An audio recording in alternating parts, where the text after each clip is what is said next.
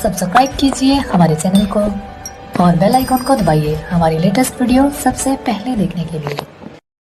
Hello friends, आज हम लोग पढ़ेंगे बिलियन का सेकेंड पार्ट, जिसमें पढ़ना है रासायनिक यूनिटों में सांद्रता व्यक्त करने की विधियाँ।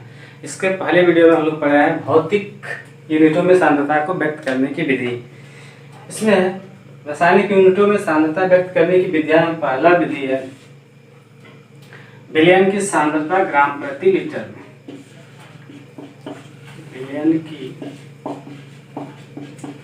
सांद्रता ग्राम प्रति लीटर में।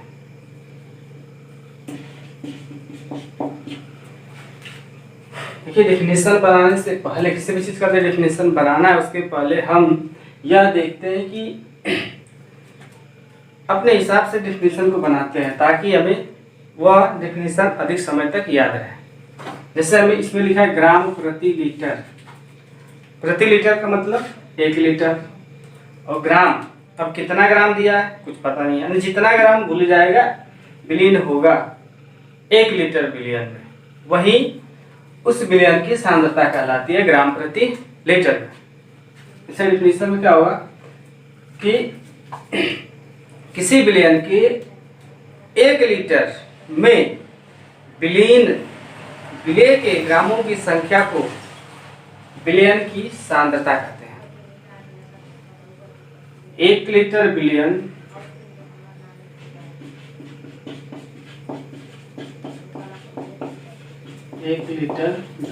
में उपस्थित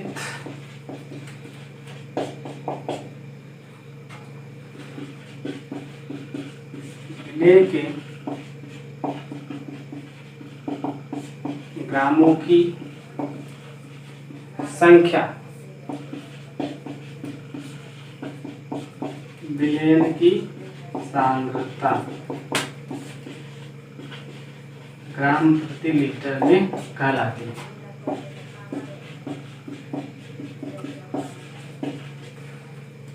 यानी कहने का मतलब सांद्रता बराबर क्या हो जाएगा, विलय की मात्रा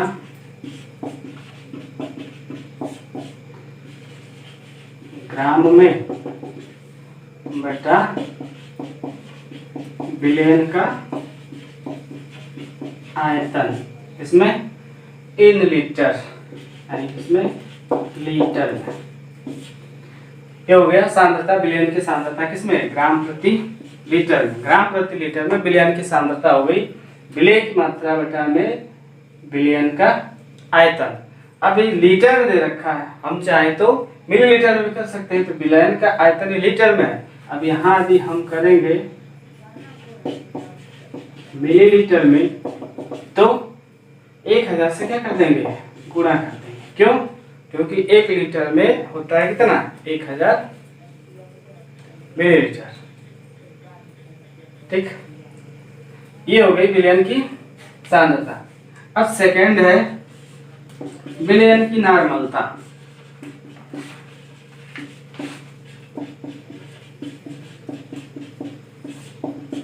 एक चीज और इसमें, सांद्रता का यदि मात्रक देखें, मात्रक, सांद्रता का मात्रक क्या होगा, विलय की मात्रा किसमें, ग्राम में, विलयन का आयतन किसमें ले रखे हैं, लीटर में, तो क्या हो जाएगा ग्राम प्रति लीटर। ये हो गया विलयन की सांद्रता का मात्रक ग्राम प्रति लीटर। अब पढ़ेंगे विलयन की नॉर्मलता। क्या होता है विलयन की नॉर्मलता? तो किसी विलयन के 1 लीटर में विलेय पदार्थों के तुल्यांकों की संख्या को हम कहते हैं विलयन की नॉर्मलता। यानी किसी भी विलयन के 1 लीटर में उपस्थित विलेय के ग्राम तुल्यांकों की संख्या को हम कहते हैं विलयन की नॉर्मलता।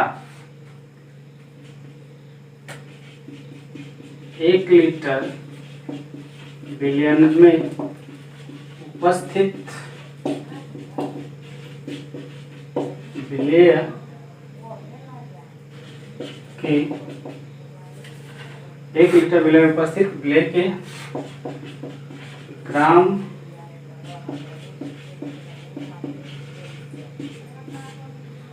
ग्राम तुल्यांकों की संख्या विलयन की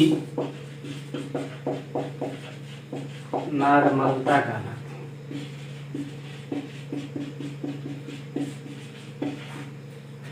विलयन की नॉर्मलता कहलाती है। इसे कैपिटल N से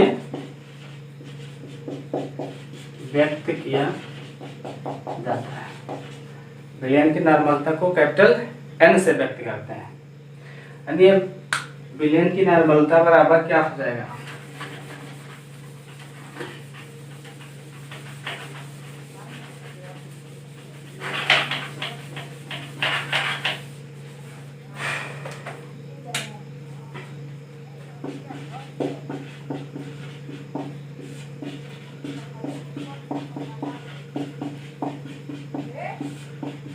विलयन की नॉर्मलता बराबर 1 लीटर विलय में उपस्थित विलय के ग्राम तुल्यांकों की संख्या, यानी विलय के ग्राम तुल्यांकों की संख्या बटा में विलयन का आयतन।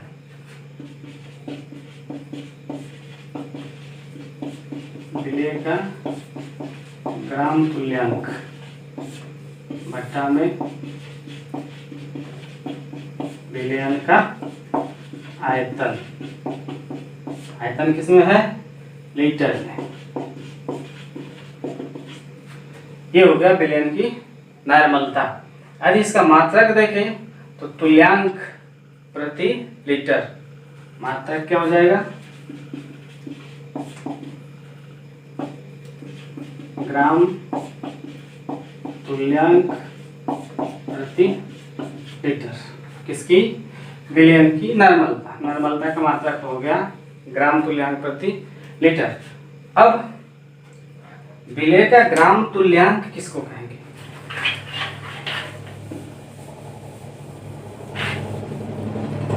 ग्राम तुल्यांक बराबर क्या होगा?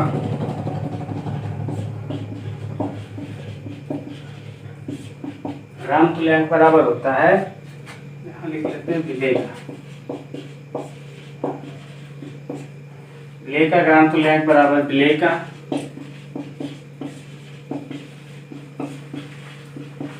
भार बटा में विलय का तुल्यांकी भार।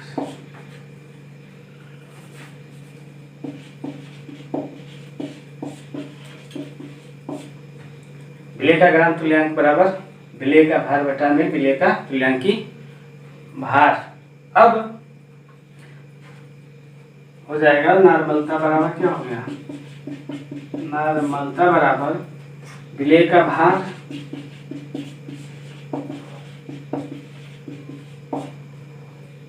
विलय का भार बटा में विलय का तुल्यांकी भार इनटू विलयन का आयतन।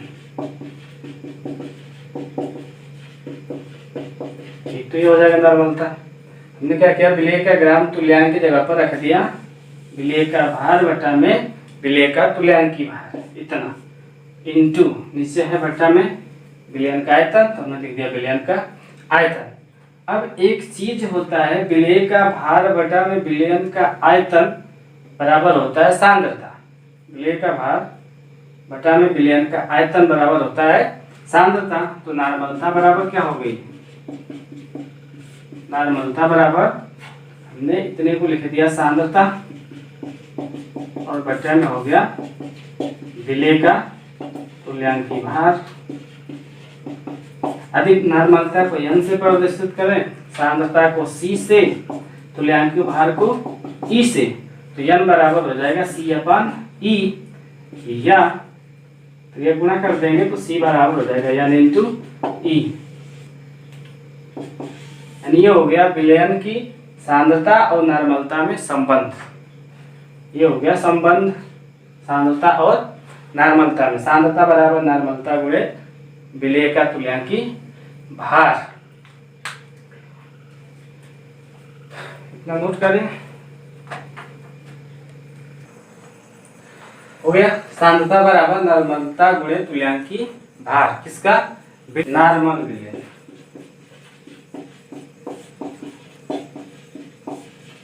नॉर्मल विलयन किसको कहेंगे? तो अभी नॉर्मलता का सूत्र लिखे हैं कि नॉर्मलता बराबर ग्राम विलय के ग्राम तुल्यांकों की संख्या बटा में विलयन का आयतन लीटर में। तो यदि हम मान ले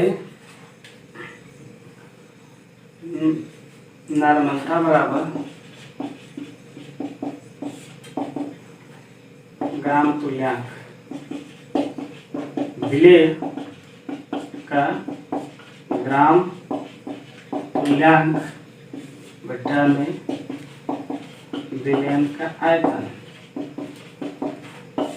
इसमें है लीटर। तो विलय का ग्राम तुल्यांक की जगह पे यदि हम 1 रख दें और विलयन का आयतन 1 लीटर ले लें तो आ जाएगा 1।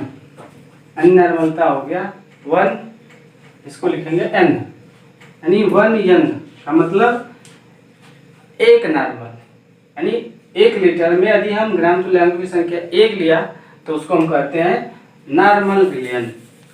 डेफिनेशन हो जाएगा इसका कि किसी विलयन के 1 लीटर में उपस्थित विलय के 1 ग्राम तुल्यांक को नॉर्मल विलयन करते हैं। या ये भी कह सकते हैं कि किसी भी विलयन के 1 लीटर में यदि 1 ग्राम तुल्यांक मिलाएंगे विलय पदार्थ का तो जो विलयन प्राप्त होगा उसको हम कहेंगे नॉर्मल विलयन। नॉर्मल विलयन को हम कैपिटल N से प्रदर्शित करते हैं। एक चीज होता है इसमें, कहीं कहीं मिलता है सेमी नॉर्मल।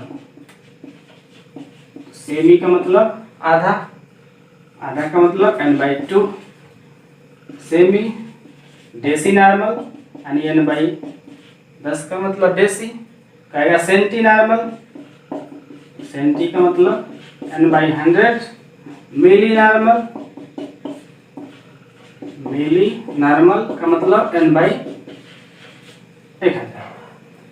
n/2 कह देगा कि सेमी नॉर्मल कोई विलयन है वो सेमी नॉर्मल है, यानी कहने का मतलब कि वो क्या है n/2 है। नॉर्मल विलयन का 1/2 है, नॉर्मल विलयन का 1/2।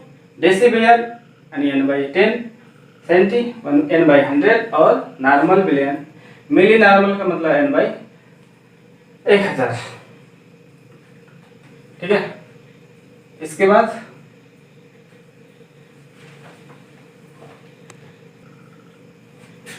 अब हमको करना है तुल्यांकी भार। किसी भी पदार्थ का तुल्यांकी भार कैसे ज्ञात करेंगे?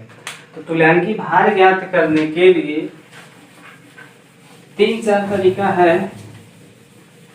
अलग अलग, जैसे अम्ल का अलग तरीके से निकालते हैं, क्षार का अलग तरीके से, अम्ल क्षार तत्व कोई है या फिर आयन है या लवण है, कैसे निकालेंगे? तो सबसे पहले हम देखते हैं तत्व की नॉर्मलता।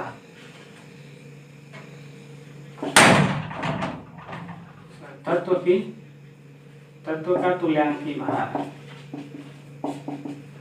किसी भी तत्व का तुल्यांकी भार बराबर होता है तत्व का अणुभार बटा में संयोजकता। एग्जाम्पल भी चलते हैं साथ में लेकर। एग्जाम्पल क्या हो जाएगा? जैसे हमें निकालना है सोडियम तत्व का तुल्यांकी भार। सोडियम का तुल्यांकी भार को ई से प्रदर्शित करते हैं, कैपिटल ई।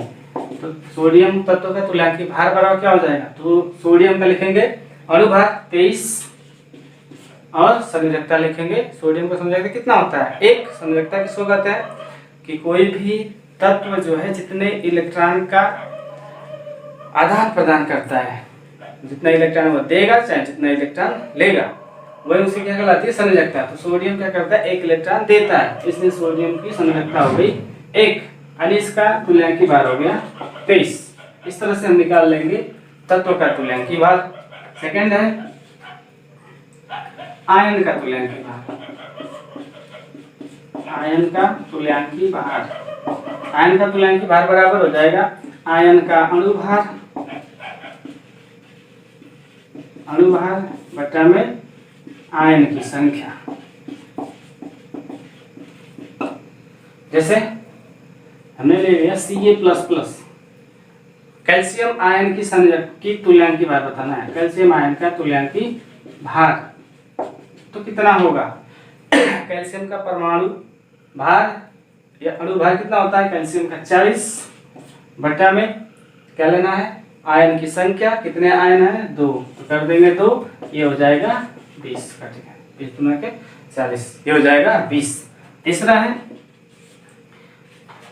हम किसी लवण का तुल्यांकी भार निकालना चाहें। लवण का तुल्यांकी भार तो क्या होगा? डेफिनेशन सेम है, सेम फार्मूला है। लवण का अणु भार बटा में इसमें हो जाएगा धन आयनों की संख्या। कितना धन आयन वो देगा किसी को, या कितना धन आयन उसमें उपस्थित है। जैसे हमने ले लिया, छोटा सा एग्जांपल लेंगे, NaCl का तुल्यांकी भार। लवण का डेफिनेशन क्या होता है? जिसमें प्लस, ऐसा नॉर्मल लवण वही होता है कि ऐसा यौगिक जो जलीय विलय में क्या दे? धन दे और ऋण दे, यानी अपने आयनों में टूट जाए, वही होता है लवण। ठीक है, तो यह NaCl है, वो 2 आयनों में टूटेगा, एक होगा प्लस में, एक होगा माइनस में। तो इसमें से Na टूटता है तो Na प्लस बनाता है, Cl टूटता है तो Cl माइनस बनाता है। तो हमें क्या करना है कि NaCl का तुल्यांकी भार बराबर लिखना है लवण का अणु भार। तो सोडियम का अणु भार कितना होगा? 23, क्लोरीन का 35.5, और बटा में क्या लेना है? धन आयनों की संख्या कितनी है? एक ही धन आयन है, तो 1, 23, 35, 58.5 बटा 1, यानी ये सोडियम क्लोराइड का तुल्यांकी भार हो गया 58.5। अब है चौथा, अम्ल का तुल्यांकी भार। अम्ल का तुल्यांकी भार बराबर होगा अम्ल का अणु भार बटा में अम्ल की क्षारकता।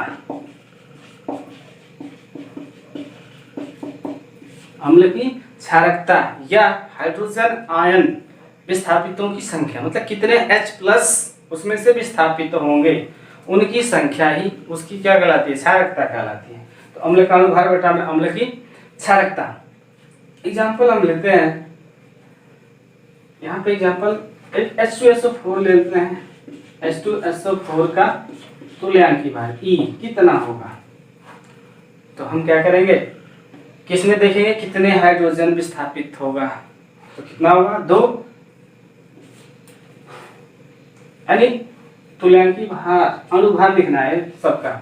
हाइड्रोजन का कितना होगा? 2 प्लस सल्फर का 32, ऑक्सीजन 64 बटा में 2, टोटल कितना हो जाएगा? 2, 2, 4, 4, 8, 6, 3, 9, 98 बटा 2, 2 से भाग देंगे, 200 के बाद 2, 9, 18, 49, यानी सल्फ्यूरिक अम्ल H2SO4 का तुल्यांकी भार कितना हो गया?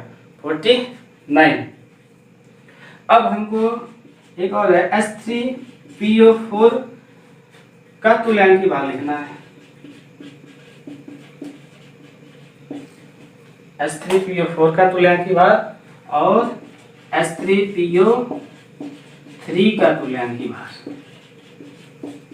कितना होगा? तो H3PO4 ये भी क्या है? अम्ल है। ये भी क्या है? अम्ल है। और ये भी क्या है? अम्ल है। अम्ल की डेफिनेशन है कि ऐसा यौगिक जो जलीय विलयन में H+ आयन देता है, हाइड्रोजन आयन देगा, ये भी और ये भी हाइड्रोजन आयन देंगे, तो ये कहलाएंगे अम्ल। और अम्ल का तुल्यांकी भार बराबर अम्ल का अणु भार बटा में अम्ल की क्षारकता। तो H3PO4 का तुल्यांकी भार M लिख दीजिए, मतलब H3PO4 का अणु भार कितना होगा वो लिखेंगे, और बटा में हम लिखेंगे अम्ल की क्षारकता। तो H3PO4 की क्षारकता कितनी होगी? जाहिर सी बात है, सब लोग देखेंगे तो कहेंगे H2SO4 में H2 था तो उसकी क्षारकता 2 मानी गई है, यहाँ 3 है तो इसकी क्षारकता 3 मानी जाएगी, यहाँ भी 3 है तो इसकी क्षारकता 3 मानी जाएगी। लेकिन ऐसा नहीं है, ये क्या है? गलत है। यदि ये सही होगा तो ये गलत होगा। होगा क्या दोनों में? देखिए कैसे निकालते हैं क्षारकता।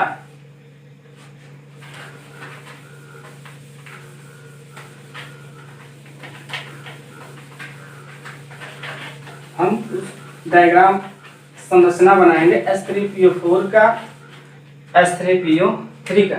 यहाँ देखिए H3PO4 का तुल्यांक बाहर निकालना, तो M बटा में क्षारकता होगा कितना होगा वो लिखेंगे, इसका अनुभार बटा में क्षारकता होगा, अब कितना होगा वो लिखेंगे।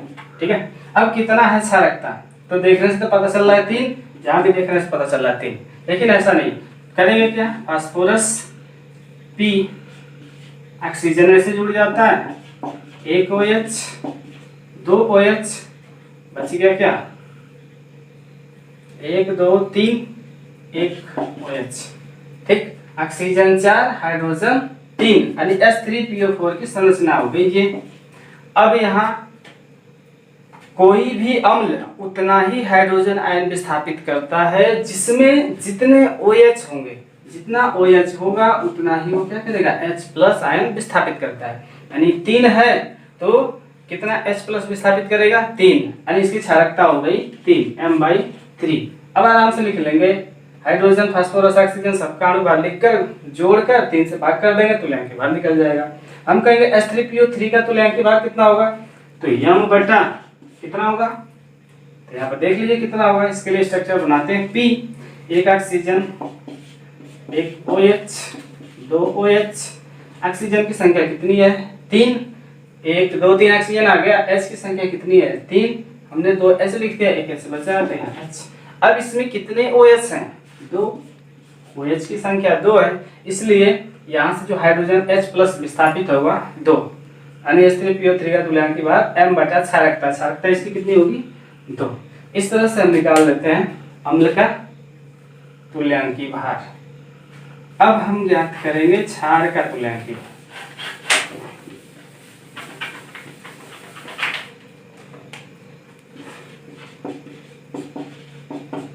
क्षार का तुल्यांक भार बराबर हो जाएगा क्षार का अनुभार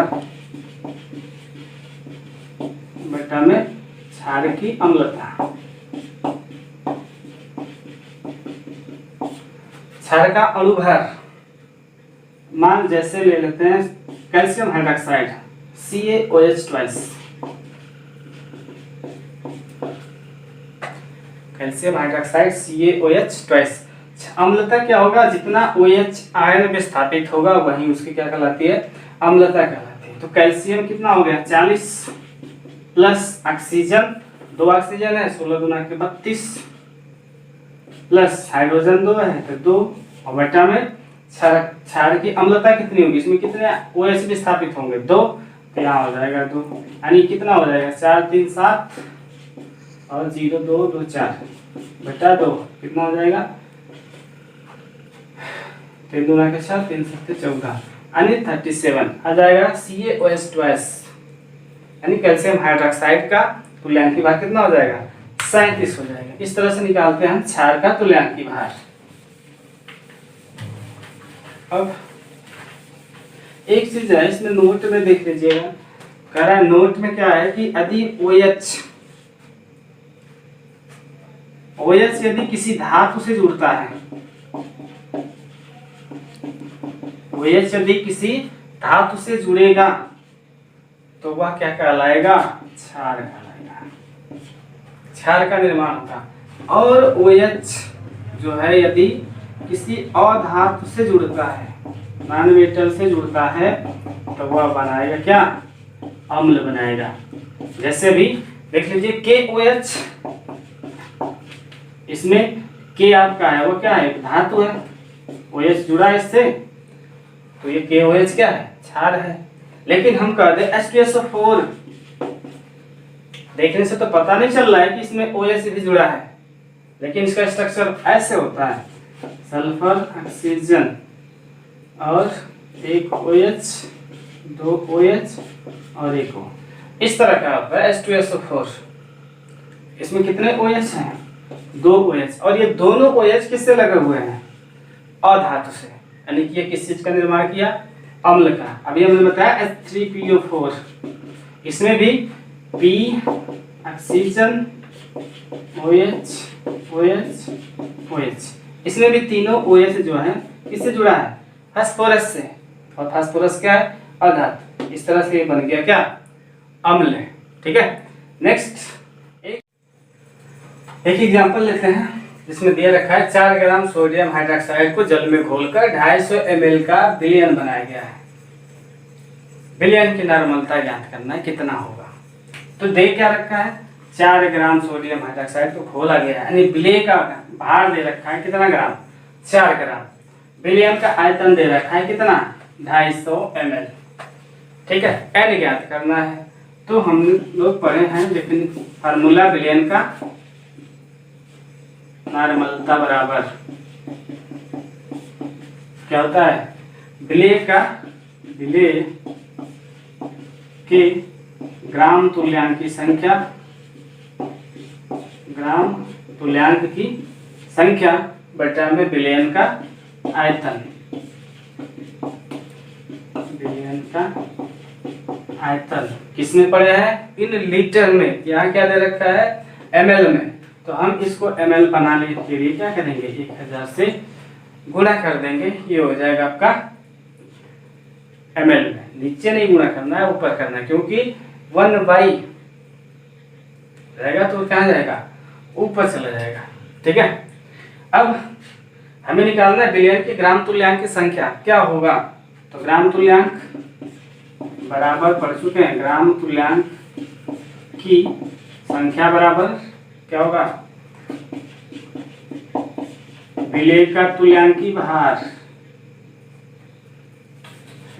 विलय का भार किसमें, ग्राम में। विलय का भार ग्राम में बटा में विलय का तुल्यांकी भार, ई, कैपिटल ई। तो अब हमको ई निकालना पड़ेगा। तो विलय का तुल्यांकी भार ई, विलय क्या है आपका, सोडियम हाइड्रोक्साइड, यानी ई निकालना है किसका, NaOH का। ई NaOH मतलब सोडियम हाइड्रोक्साइड का तुल्यांकी भार बराबर सोडियम हाइड्रोक्साइड का अणुभार क्या होगा, सोडियम 23, ऑक्सीजन 16 प्लस हाइड्रोजन 1 बटा में क्या है, यह NaOH क्षार है। तो क्षार है तो बटा में क्या लिखेंगे, अम्लता। और अम्लता का मतलब जितना OH आयन विस्थापित करेगा, तो कितना OH विस्थापित करेगा, 1। तो यहाँ कर देंगे 1, कितना हो जाएगा, 6 3 9 1 10, 0 2 3, 2 1 3 होगा और 1 4 बटा में 1, यानी हो गया 40। ये निकल गया सोडियम हाइड्रोक्साइड का तुल्यांकी भार 40। तो अब ग्राम तुल्यांक की संख्या निकालेंगे, कितना होगा, विलय का भार कितना है, 4 ग्राम, और बटा में विलय का तुल्यांकी भार कितना निकाले हैं, 40। 4 बटा 40 यानी ये हो जाएगा 1 बटा 10 यानी 0.1। ये निकल गया 0.1 ग्राम तुल्यांक की संख्या किसका, विलय का। विलय का ग्राम तुल्यांक की संख्या हो गया 0.1। तो अब विलयन की नॉर्मलता का सूत्र हो जाएगा, नॉर्मलता NaOH। ठीक है, सोडियम हाइड्रोक्साइड की नॉर्मलता बराबर विलय के ग्राम तुल्यांक की संख्या कितना निकाले, 0.4। ध्यान रखेंगे 0.1, सॉरी 0.1। विलय के ग्राम तुल्यांक की संख्या कितना है, 0.1।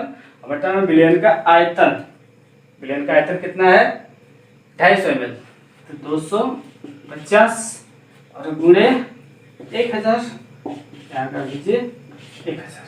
ठीक है, 1 0 से 1 0 कैंसिल हो जाएगा, ये कितना हो जाएगा, 100 से गुणा करेंगे तो 10 बटा में 25, एक है दशमलव तो 0 कम हो जाएगा, 5 से कटा 5 गुना के 10 25 यानी 0.20 होगा, 5 से होकर 20 यानी इतना हो जाएगा। NaOH का N, सोडियम हाइड्रोक्साइड की नॉर्मलता होगी 0.4 क्या, ग्राम तुल्यांक प्रति लीटर, ग्राम तुल्यांक प्रति लीटर हो जाएगा। अब हमें पढ़ना है आगे विलयन की मोलरता, कैसे निकालते हैं मोलरता। आगे सांद्रता को व्यक्त करने के लिए मोलरता, विलयन की मोलरता क्या होगी, मोलरिटी क्या होगी। तो सबसे पहले हम क्या करेंगे, देखिए क्या होता है मोलरता, किसी भी विलयन के 1 लीटर में उपस्थित विलय के मोलों की संख्या को हम विलयन की मोलरता कहते हैं। ठीक है, विलयन 1 लीटर का होगा, 1 लीटर विलयन में उपस्थित विलेय के मोलों की संख्या को विलयन की मोलरता कहते हैं। इसको कैपिटल M से प्रदर्शित करते हैं, कैपिटल M से प्रदर्शित करते हैं। तो विलयन की मोलरता बराबर क्या हो जाएगा, विलेय के मोलों की संख्या, विलेय के मोलों की संख्या बटा में विलयन का आयतन, आयतन किसमें, तो लीटर में। ठीक, ये हो गया विलयन की मोलरता। अब हमको बताना है कि विलेय के मोलों की संख्या क्या होगी। विलेय के मोलों की संख्या बराबर क्या होगा, विलेय के मोलों की संख्या बराबर विलेय का भार, विलेय का भार बटा में विलेय का अनुभार। ये होता है विलेय के मोलों की संख्या। विलेय के मोलों की संख्या बराबर विलेय का भार बटा में विलेय का अनुभार। अब इसको यहाँ ले जाकर रख देते हैं। तो विलेय के मोलों की संख्या यहाँ पे ये रख देंगे, विलेय का भार बटा विलेय का अनुभार। तो विलयन की मोलरता बराबर हो जाएगी विलेय का भार बटा विलेय का अनुभार इंटू विलयन का आयतन, किसमें, लीटर में। हो जाएगा विलयन की मोलरता बराबर विलेय का भार बटा में विलेय का अनुभार इंटू विलयन का आयतन, किसमें लेना है, तो यहाँ लीटर में। ठीक है, ये हो गया विलयन की मोलरता। अब यदि हम मात्रक की बात करते हैं, यहाँ से मात्रक भी लिख सकते हैं। मात्रक क्या होगा, मोलरता का, ये हो गया मोलों की संख्या, मोल प्रति लीटर, यानी मोलरता का मात्रक होता है मोल प्रति लीटर। ठीक, अब हमको दिखा देगा नॉर्मल, जिस तरह उसमें पढ़ा था नॉर्मल विलयन, उसी तरह से मोलर विलयन। तो क्या करना है, मोलों की संख्या लेंगे 1 और विलयन का आयतन लेंगे 1 लीटर, तो हो जाएगा विलयन की मोलरता क्या कहलाएगी, 1 मोल कहलाएगी, 1 मोल, यानी कि उसको उस विलयन को हम कहेंगे मोलर विलयन। कहने का मतलब कि यदि किसी भी विलयन के 1 लीटर में विलेय का 1 मोल घुला है, तो इस प्रकार से जो विलयन प्राप्त होगी वह कहलाएगा मोलर विलयन। ठीक है, ज्यादा नहीं लिखेंगे। अब लीटर को यदि हम चाहें तो ml में बनाना, तो यहाँ जब करेंगे ml मिलीलीटर में, तो यहाँ हो जाएगा 1000। इस तरह से विलयन की मोलरता बराबर विलेय के मोलों की संख्या बटा विलयन का आयतन गुणे 1000 बटा में ml हो जाएगा मिलीलीटर में। ठीक, फिर यहाँ यदि कर देंगे 1000, तो यहाँ कर दीजिए ml। ठीक है, इसमें भी आता है आपको m का मतलब मोलर विलयन, m/10 का मतलब डेसीमोलर, m/100 करेगा तो सेंटीमोलर, m/1000 करेगा तो मिलीमोलर। ठीक, एक एग्जांपल लेते हैं। एग्जांपल में दे रखा है 20.6 ग्राम NaBr को 500 ml जल में घोला गया है, घोलकर विलयन तैयार किया गया। इस विलयन की मोलरता ज्ञात करना है। दे रखा है सोडियम का परमाणु भार दिया 23, ब्रोमीन का दे रखा है 80। तो इस तरह से हम डेफिनेशन फार्मूला लिखा है कि विलयन की मोलरता बराबर विलेय के मोलों की संख्या बटा विलयन का आयतन इन ml मिलीलीटर में इंटू 1000। अब हमें निकालना है विलेय के मोलों की संख्या क्या होगी। तो विलेय क्या है, NaBr सोडियम ब्रोमाइड के मोलों की संख्या बराबर हो जाएगा सोडियम ब्रोमाइड का भार बटा में सोडियम ब्रोमाइड का अनुभार। तो सोडियम ब्रोमाइड का भार कितना दे रखा है, तो 20.6 बटा में सोडियम ब्रोमाइड का अनुभार कितना दे रखा है, अनुभार तो 23 + 80 कितना हो जाएगा, 23 + 80 यानी 20.6 बटा में 8 तो 10 103। यदि इसको हम घटाएंगे तो कितना आ जाएगा 0.2। ये हो जाएगा NaBr के मोलों की संख्या कितनी, 0.2। अब यहाँ से रख देंगे मोलरता ज्ञात करना है किसका, NaBr का। क्या होगा, विलेय के मोलों की संख्या 0.2 अपॉन विलयन का आयतन 250 500 ml 500 इंटू 1000, 2 0 से 2 0 कैंसिल, ये हो जाएगा 2 बटा में 5 यानी कितना हो जाएगा 0.4। ये होगा मोल प्रति लीटर। ठीक है, आज हम लोग रासायनिक यूनिटों में सांद्रता व्यक्त करने की 3 विधियों का अध्ययन किया। सांद्रता को ग्राम प्रति लीटर में कैसे व्यक्त करेंगे, नॉर्मलता को कैसे ज्ञात करेंगे, मोलरता कैसे ज्ञात करेंगे, और अभी शेष जो बचा है वो अगले वीडियो में, क्योंकि वीडियो ज़्यादा लंबी हो चुकी है, इसलिए आज के लिए इतना ही बस। और इस टॉपिक को न्यूमेरिकल लगाने से पहले, एग्जाम्पल लगाने से पहले जितना भी फार्मूला है उस फार्मूले को नोट्स में नोट करिए, उसके बाद से हल करने का प्रयास कीजिए। हमें जहाँ तक आशा है कि वीडियो आपको पसंद आई होगी, वीडियो आपको समझ में आएगा। ठीक, एक बार 2 बार देखिए, समझ में ज़रूर आएगा। ठीक है।